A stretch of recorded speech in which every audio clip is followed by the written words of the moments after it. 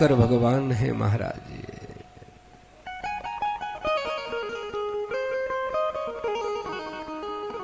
जीवन में भाव की एक अंजलि चढ़ा देना, प्रेम का कोई पत्र चढ़ा देना, श्रद्धा का कोई फूल चढ़ा देना, प्रेम की कोई ज्योत जगा देना, जीवन के समस्त अंधकार मिट जाएंगे महाराज। एक बार बाबा भोलेनाथ से लगन तो लगाओ।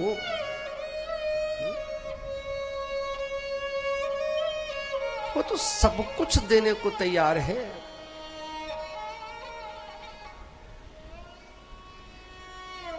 एक चोर भक्ति कर रहा था बाबा भोलेनाथ की।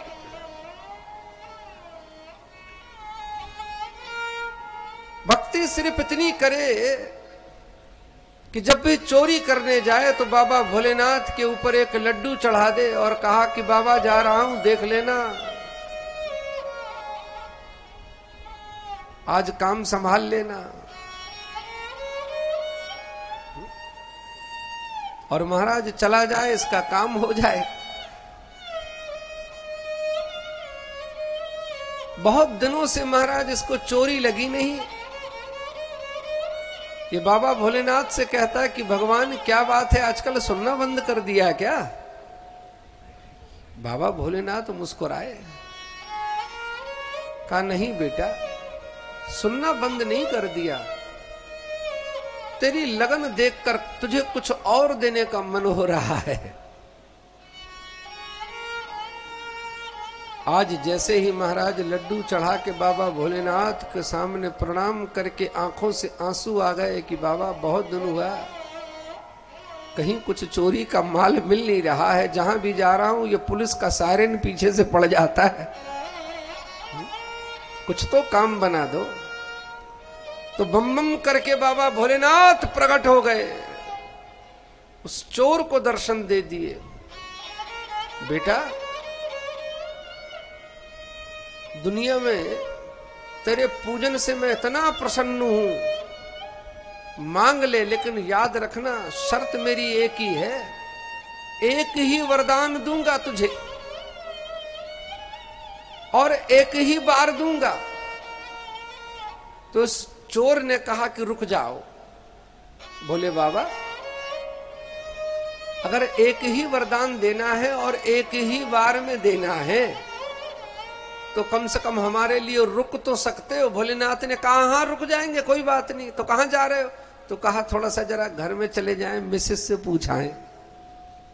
तो भोले बाबा ने कहा लगता है माता जी का बड़ा भगत है, जाओ जा जा। आया महाराज तो घर में बता दिया घर वालों से कि मैडम भोलेनाथ हमसे प्रसन्न हो गए। तो अब घर वाले कोई विश्वास करेगा इसके ऊपर कि काम तो बड़े ऊट पटांग चोर आदमी है, कहां से भोलेनाथ प्रसन्न हो गए?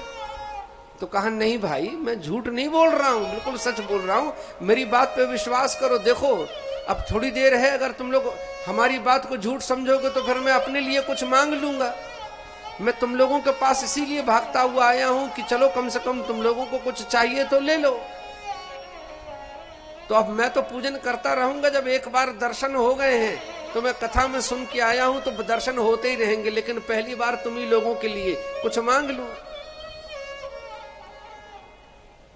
तो महाराज पिताजी बैठे हुए थे। पिताजी ने कहा कि तुमको कहा क्या? भोलेनाथ ने कहा यह है कि एक ही बार दर्शन दिया हूं और एक ही वरदान दूंगा और अब उसके बाद कभी मांगना मत मुझसे।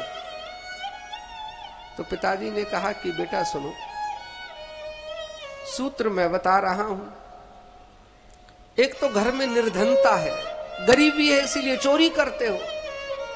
आदमी चोरी क्यों करेगा जब गरीबी है, इसीलिए चोरी कर रहा है। दूसरी बात यह है कि बेटा बहू के लड़का हो नहीं रहा, यह बड़ी समस्या है। और तीसरी बात यह है कि बेटा तुम्हारी मां आंखों से अंधी है, उसे कुछ दिखता नहीं है। तो कैसा किया जाए?